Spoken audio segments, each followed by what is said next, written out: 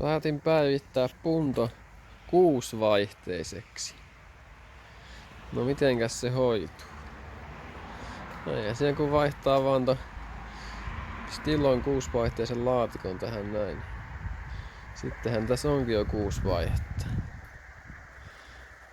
Elikkä tässä on Punto 5-vaihteinen. Tässä on Stilon 6-vaihteinen.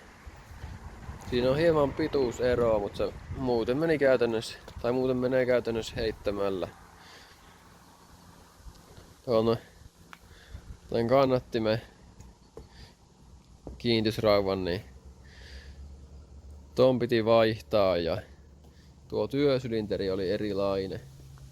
Niin mä käytän sitä alkuperäistä.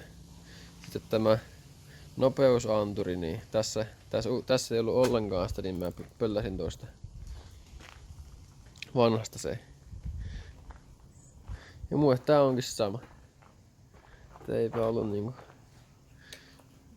sen ihmeisempi homma. Katsotaan nyt vielä tuo se pituusero, niin tää Punton 5-vaihteinen on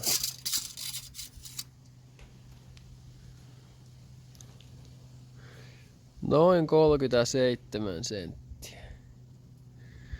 Sitten Stilon, tää on 1.2 16 venttiilisestä Stilosta, niin tämä on noin 40 senttiä, eli 3 sentin ero. Ja se ei haittaa mitään. Ainakaan tässä mun autossa. Tähän on saanutkin tämmöstä vaihteistoa. Ja tämä on käytännössä sama mikä tähän kuuluisikin. Et se kyllä sinne sen saa laitettua, että se ei oo ongelma.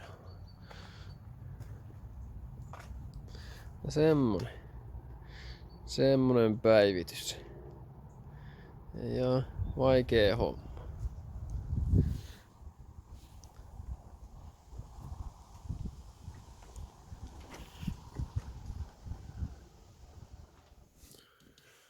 Nyt on vapaalla 1, 2, 3,